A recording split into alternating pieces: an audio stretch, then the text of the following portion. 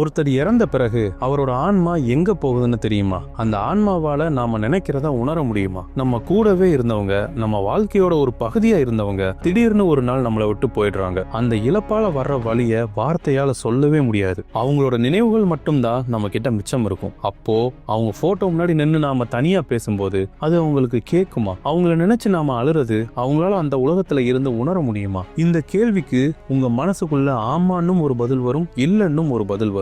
இல்லன்னு சொல்றதுக்கு நம்ம கிட்ட அறிவியல் காரணங்கள் இருக்கு. ஆனா ஆமா அவங்களால உணர முடியும்னு உங்க மனசோட ஒரு மூலையில இருந்து சின்ன நம்பிக்கை வருது இல்லையா? அந்த நம்பிக்கை எங்க இருந்து வருது? அறிவியல் என்ன வேணா சொல்லட்டும், ஆனா பல ஆயிரம் வருஷமா நம்ம முன்னோர்களும் நம்ம ஆன்மீக நூல்களும் சொல்ற சில விஷயங்களை கேட்டா ஒருவேளை மரணத்தை பத்தி நீங்க பாக்குற பார்வையே மொத்தமா மாறிடலாம். வாங்க அந்த மர்மமான பயணத்தை பத்தி இன்னைக்கு கொஞ்சம் விரிவா பார்ப்போம். வீடியோக்குள்ள போறதுக்கு முன்ன இந்த மாதிரி விசித்திரமான வித்தியாசமான விஷயங்களை பத்தி தெரிஞ்சுக்கணும்னு நீங்க நினைச்சீங்கன்னா நம்ம சேனலை மறக்காம சப்ஸ்கிரைப் பண்ணி பக்கத்துல இருக்க பெல் ஐகானையும் பிரஸ் பண்ணி வச்சுக்கோங்க. அப்பதான் இந்த மாதிரி நம்ம பண்ற வீடியோஸ் உங்களுக்கு உடனுக்குடனே வந்து சேரும். வாங்க வீடியோக்குள்ள போகலாம். முதல்ல அறிவியல் இதுக்கு என்ன சொல்லுதுன்னு பார்த்துடலாம். மெடிக்கல் சயின்ஸ் படி மரணம்னா மூளையோட செயல்பாடு நிரந்தரமா நின்று போறதுதான். மூளை நின்றுடுச்சுன்னா நம்ம உணர்வுகள், நினைவுகள், நான் நினைக்கிற நம்ம சுய நினைவு எல்லாமே அழிஞ்சிடும். இதுதான் அறிவியலோட தெளிவான பார்வை. ஒரு லைட்டோட சுவிட்சை ஆஃப் பண்ண மாதிரி எல்லாம் முடிஞ்சிடும்னு அவங்க சொல்றாங்க. ஆனா இங்கேயும் சில புதிர்களுக்கு பதில் கிடையாது. உலகம் முழுக்க டாக்டர்ஸையே ஆச்சரியப்படுத்துற சில சம்பவங்கள் நடந்துகிட்டு தான் இருக்கு. அத மரணத்துக்கு பக்கத்துல போன அனுபவம்னு சொல்றாங்க. அதாவது நியர் டெத் எக்ஸ்பீரியன்சஸ்னு சொல்றாங்க. இதயம் நின்னு மூளை செயலிழந்து இறந்துட்டாங்கன்னு டாக்டர் சொன்ன சில பேர் கொஞ்ச நிமிஷம் கழிச்சு திரும்ப உயிர் பிழைச்சு வந்திருக்காங்க. அவங்க சொல்ற அனுபவங்கள் தான் அறிவியலையே ஒரு நிமிஷம் யோசிக்க வைக்குது. அப்படி உயிர் பிழைச்ச பல பேர் தன்னோட உயிர் இல்லாத உடம்ப தானே வெளியில இருந்து பார்த்ததா சொல்றாங்க. டாக்டர்ஸ் என்ன பேசிக்கிட்டாங்க, சொந்தக்காரங்க எப்படி அழுதாங்கன்னு அப்படியே துல்லியமா விவரிக்கிறாங்க. சிலர் ஒரு பெரிய இருட்டான சுரங்கப்பாதை வழியா போய் கடைசியில ஒரு பெரிய ஒளிய பார்த்ததா சொல்றாங்க. ஏற்கனவே இறந்து போனா அவங்க சொந்தக்காரங்களை சந்திச்சதாக சொல்றாங்க. ஆச்சரியமான விஷயம் என்னன்னா இந்த அனுபவங்கள் மதம், இனம், நாடுன்னு எந்த வித்தியாசமும் இல்லாம உலகம் முழுக்க கிட்டத்தட்ட ஒரே மாதிரி தான் இருந்திருக்கு. பெரிய ஆராய்ச்சியாளர்கள் அவங்க வாழ்க்கையே இதை ஆய்வு செய்யறதுல செலவழிச்சிருக்காங்க. மரணத்துக்கு பிறகும் நம்ம சுயநினைவு தொடர்றதுக்கு வாய்ப்பு இருக்குன்னு அவங்க சொல்றாங்க. ஆனா இதை அறிவியலால இன்றைக்கு வரைக்கும் உறுதியா நிரூபிக்க முடியல. விஞ்ஞானம் எங்க நிக்குதோ அங்க இருந்துதான் ஆன்மீகம் தொடங்க ஆரம்பிக்குது. நம்ம வேதங்கள், புராணங்கள், குறிப்பா கருட புராணம் இந்த ஆன்மாவோட பயணத்தை பத்தி ரொம்ப விரிவா சொல்லுது. வாங்க இப்போ அந்த ஆன்மீக பயணத்துக்குள்ள நாம போகலாம். கருட புராணம் மரணத்தை பத்தின ஒரு என்சைக்ளோபீடியானே நம்ம சொல்லலாம். மகாவிஷ்ணு தன்னோட வாகனமான கருடனுக்கு மரணத்துக்கு பிறகு ஆன்மா போற பயணத்தை பத்தி விளக்குறது தான் இந்த கருட புராணம். இது நம்மளை பயமுறுத்துறதுக்காக சொல்லப்பட்டது கிடையாது. வாழ்க்கையை எப்படி சரியா வாழணும்னு புரிய வைக்கிறதுக்காக சொல்லப்பட்டது. ஒருத்தரோட ஆயுள் முடிகிற நேரத்துல யமதர்ம ராஜா கிட்ட இருந்து 2 யமதூதர்கள் வருவாங்க. அவங்க பார்க்க ரொம்ப பயங்கரமா இருப்பாங்கன்னு புராணம் சொல்லுது. பாவம் செஞ்ச ஆன்மாக்கள் அவங்கள பார்த்தாலே நடுங்கிரும். ஆனா புண்ணியம் செஞ்ச ஆன்மாக்களுக்கு மரணம் ரொம்ப அமைதியா வலி இல்லாம நடக்கும். நம்ம உடம்புல 9 வாசல்கள் இருக்கும்னு சொல்லப்படுது. 2 கண்கள், 2 காதுகள், 2 மூக்கு துவாரம், வாய், அப்புறம் மலம், ஜலம் வெளியேறும் 2 வாசல்கள். புண்ணியம் செஞ்ச ஆன்மா கண், வாய், மூக்கு மாதிரியான மேல் நோக்கிய வாசல் வழியா அமைதியா உடம்ப விட்டு வெளியேறும். ஆனா பாவம் செஞ்ச ஆன்மா பயங்கரமான போராட்டத்தோட வலியோட கீழ் நோக்கிய வாசல் வழியா வெளியே தள்ளப்படும்னு கருட புராணம் சொல்லுது. உடம்ப விட்டு வெளியே வந்த ஆன்மாவுக்கு அது வரைக்கும் இருந்த இந்த கண்ணுக்கு தெரிகிற உடம்பு போய்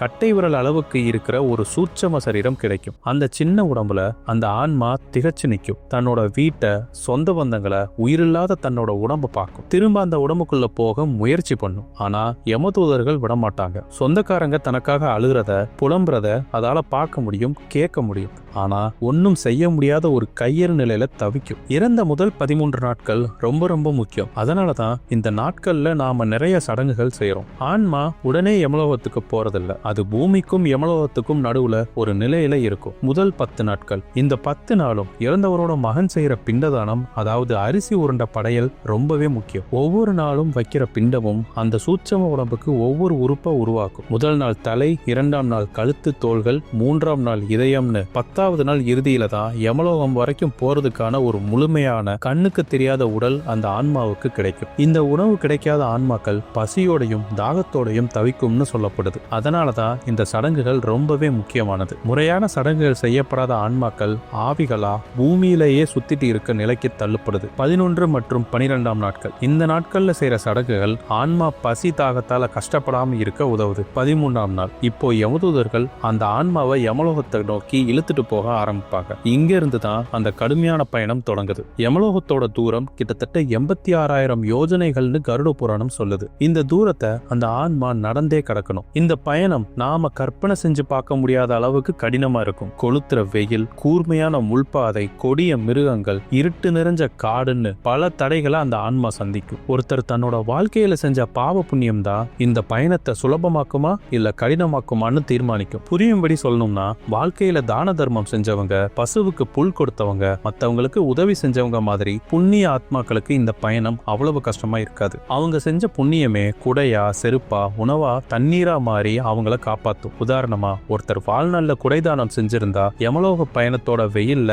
அது அவருக்கு நிழல் கொடுக்கும். இதுவே மத்தவங்களை ஏமாத்தினவங்க, திருடினவங்க, கொலை செஞ்சவங்க, பெத்தவங்களை மதிக்காதவங்கன்னு பாவம் செஞ்ச ஆன்மாக்களுக்கு இந்த பயணம் நரக வேதனையா இருக்கும். யம தூதர்கள் அவங்கள சங்கிலியால கட்டி, சாட்டையால அடிச்சு, ஈட்டியால குத்தி இழுத்துட்டு போவாங்க. இந்த பயணத்தோட மிக கடினமான ஒரு பகுதி வைதரணிங்கிற நதியை கடக்கிறது. இந்த நதியில தண்ணி ஓடாது. ரத்தமும் சீலும் மலமும் கலந்து பயங்கர நாற்றத்தோட கொதிச்சுட்டு இருக்கும். இதுல கொடிய முதலைகளும் விஷ பாம்புகளும் இருக்கும். பாவம் செஞ்ச ஆன்மாக்களை இதுல தள்ளி விட்டுடுவாங்க. ஆனா வாழ்க்கையில பசுவ தானம் செஞ்சவங்க அந்த பசுவோட வாழை பிடிச்சுக்கிட்டு இந்த நதியை சுலபமா கடந்துருவாங்கன்னு கருட புராணம் சொல்லுது. இதனாலதான் நம்ம கலாச்சாரத்துல தானங்களை கோதானம் ரொம்ப உயர்ந்ததா சொல்லப்படுது. கிட்டத்தட்ட 1 வருஷ கால கடின பயணத்துக்கு அப்புறம் ஆன்மா யமதர்மராஜாவோட சபையை அடையும். அங்க சித்திரகுப்தன்னு ஒரு கணக்காளர் இருப்பாரு. அவர் நாம பிறந்ததுல இருந்து இறக்குற வரைக்கும் மனசால நினைச்சது, வாயால சொன்னது, உடம்பால செஞ்சதுன்னு ஒவ்வொரு நொடியையும் பதிவு செஞ்சு வச்சிருப்பாரு. அந்த ரெக்கார்ட் ஒரு திரைப்படம் மாதிரி ஆன்மா முன்னாடி ஓடும். நாம செஞ்ச ஒரு சின்ன நன்மை கூட மறக்கப்படாது, ஒரு சின்ன தீமை கூட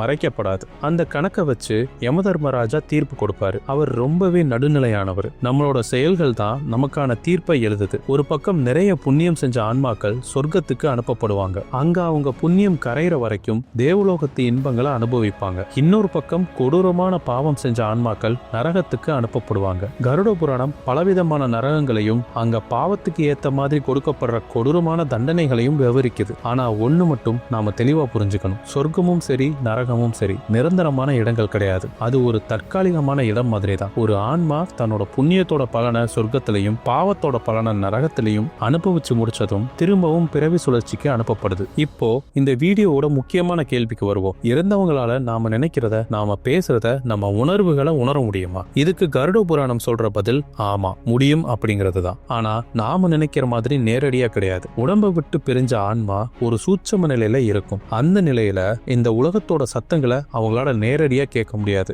ஆனா நம்ம உணர்வுகளோட அதிர்வலைகளை அவங்களால நிச்சயம் உணர முடியும். இதுக்கு நல்ல உதாரணம் சொல்லணும்னா, நாம செய்யற தர்ப்பணம், சிரார்த்தம் மாதிரியான சடங்குகள். நாம மந்திரம் சொல்லி எள்ளும் தண்ணீரும் விடும்போது அது எப்படி அவங்கள சென்றடையுது? இங்க மந்திரங்கள் ஒரு கருவியா வேலை செய்யுது. நம்ம நன்றியையும் அன்பையும் பிரார்த்தனையும் அந்த மந்திரங்கள் ஒரு குறிப்பிட்ட அலைவரிசையில அந்த ஆன்மாக்களுக்கு கொண்டு போய் சேர்க்குது. ஒரு மொபைல் போன் கண்ணுக்கு தெரியாத அலைகள் மூலமா செய்தியை ஒரு இடத்துல இருந்து இன்னொரு இடத்துக்கு அனுப்புற மாதிரி தான் இதுவும். நாம படைக்கிற சாப்பாட்டை அவங்க நேரா வந்து சாப்பிட மாட்டாங்க. அதோட சாரம் அல்லது வாசனை தான் அவங்களுக்கு உணவா போய் சேருது. ரொம்ப முக்கியமா நாம எந்த உணர்வோட அந்த சடங்கை செய்யறோங்கிறது தான் முக்கியம். கடமைக்கு செய்யறதை விட உண்மையான அன்போடையும் நன்றியோடையும் செய்யும் போது அது அவங்களுக்கு முழுமையான திருப்தியையும் கொடுக்கும். அடுத்த கேள்வி, நாம அவங்கள நினைச்சு அழுதா அவங்களுக்கும் வலிக்குமா? கண்டிப்பா. நம்மளோட அதிகமான துக்கமும் தீராத அழுகையும் அவங்கள இந்த பூலோக பந்தத்துல இருந்து விடுபட விடாம தடுக்குது. என் பிள்ளைகளும் சொந்தக்காரங்களும் எனக்காக இவ்வளோ கஷ்டப்படுறாங்களே, நான் எப்படி இவங்களை விட்டு போறதுன்னு ஒரு பாச பிணைப்புல சிக்கி அவங்களோட அடுத்த கட்ட பயணம் இதனால தடைபட ஆரம்பிக்குது. இது ஊருக்கு கிளம்புற ஒருத்தரோட கையை பிடிச்சு திரும்ப திரும்ப இழுக்கிற மாதிரி. அதனாலதான் பெரியவங்க இறந்தவங்களுக்காக ரொம்ப அழக்கூடாது, அவங்க ஆன்மா சாந்தி அடையணும்னு பிரார்த்தனை பண்ணுங்கன்னு சொல்லுவாங்க. நம்ம பிரார்த்தனைகளும் நல்ல எண்ணங்களும் அவங்களுக்கு ஒரு உந்து சக்தியா மாறி அவங்க பயணத்தை சுலபமாக்குது. அவங்க நம்மளை சுத்தி இருக்கிறத நாம உணரலாம், சில சமயம் கனவுல வரலாம். ஆனா அவங்க ஆன்மா நிம்மதியா அடுத்த கட்டத்துக்கு போகணும்னா நாம நம்ம துக்கத்தை கட்டுப்படுத்திக்கிட்டு அவங்கள அமைதியா வழி அனுப்பி வைக்கணும். சொர்க்கத்திலேயோ நரகத்திலேயோ தன்னோட கர்மாவோட ஒரு பகுதியை அனுபவிச்சு முடிச்ச ஆன்மாக்கள் மிச்சம் இருக்கிற கர்ம வினைக்கு ஏத்த மாதிரி திரும்பவும் பூமியில பிறப்பாங்க. அடுத்த பிறவி எப்படி இருக்குங்கிறதும் அவங்களோட பழைய கர்மா ஆன்மாவை பொறுத்து தான் இருக்கும். ஏழையா, பணக்காரரா, ஆணா, பெண்ணா, ஏன் ஒரு விலங்கா கூட பிறக்கலாம். இதுதான் பிறவி சுழற்சி, அதாவது சைக்கிள் ஆஃப் ரீஇன்கார்னேஷன். இந்த பிறவி சுழற்சியோட நோக்கம் என்னன்னா, ஒவ்வொரு பிறவியிலையும் ஒரு பாடம் கத்துக்கிட்டு தன்னை தூய்மைப்படுத்திக்கிட்டு ஆன்மீகத்துல உயரணுங்கிறது தான். ஹிந்து தர்மத்தோட கடைசி இலக்கு சொர்க்கம் கிடையாது, அது மோட்சம். மோட்சம்னா இந்த பிறப்பு இறப்புங்கிற சுழற்சியில இருந்து நிரந்தரமா விடுதலை அடைஞ்சு பேரானந்த நிலையில கடவுளோட ஒன்னா கலந்துடுறது. இதுதான் ஒரு ஆன்மாவோட கடைசி பயணம். கடைசியா ஒன்னு சொல்லிக்கிறேன், கருட புராணம் சொல்றதும் ஆன்மீகம் சொல்றதும் மரண பயத்தை கொண்டு வரதுக்கு கிடையாது, வாழ்க்கையோட அருமையை புரிய வைக்கிறதுக்கு தான். நாம செய்யற ஒவ்வொரு செயலுக்கும் ஒரு விளைவு இருக்குன்னு நாம புரிஞ்சுக்கிட்டாலே நாம வாழ்ற விதமே மாறிடும். நம்ம ஒவ்வொரு சொல்லும் ஒவ்வொரு செயலும் நம்மள மட்டும் இல்லாம நம்ம எதிர்கால பயணத்தையும் தீர்மானிக்குது. அறிவியல் கண்ணால பாக்குறத நம்புது, ஆன்மீகம் உணர்வால அறியறத நம்புது. எது சரி எது தப்புன்னு விவாதம் பண்றதை விட ரெண்டுல இருந்தும் நாம கத்துக்க வேண்டிய பாடங்கள் நிறைய இருக்கு. மரணத்தை பத்தின அறிவு பயத்தை விட தெளிவை கொடுக்கணும். வாழ்க்கை நிரந்தரம் இல்லைன்னு புரிஞ்சுக்கிட்டு இருக்கிற வரைக்கும் அன்பு, கருணை, தர்மத்தோட வாழ்வோம். ஏன்னா கடைசியில மரண பயத்தை விட நாம எப்படி வாழ்ந்தோம்ங்கிறது தான் முக்கியம். இறப்பை பத்தியும் ஆன்மாவோட பயணத்தை பத்தியும் நாம பேசின இந்த விஷயங்கள் ரொம்ப ஆழமானது. இத பத்தி நீங்க என்ன நினைக்கிறீங்க? உங்க வாழ்க்கையில இது மாதிரி ஏதாவது அனுபவங்கள் நடந்திருக்கா? இல்லனா இறந்த உங்க சொந்தக்காரங்க கனவுல வந்து ஏதாவது சொல்லியிருக்காங்களா? உங்க அனுபவங்களையும் கருத்துக்களையும் தயவு செஞ்சு கீழே கமெண்ட்ல சொல்லுங்க. எல்லாரும் பேசி தெரிஞ்சுப்போம். இந்த வீடியோ உங்களுக்கு பிடிச்சிருக்கும்னு நம்புறேன். அப்படி பிடிச்சிருந்தா லைக் பண்ணுங்க, உங்க கருத்துக்களை கமெண்ட் பண்ணுங்க. கூடவே உங்க நண்பர்களுக்கும் குடும்பத்தினருக்கும் இந்த வீடியோவை கண்டிப்பா ஷேர் பண்ணுங்க. இதே மாதிரி இன்னொரு சுவாரஸ்யமான பதிவுல உங்களை நான் சந்திக்கிறேன். நன்றி, வணக்கம்.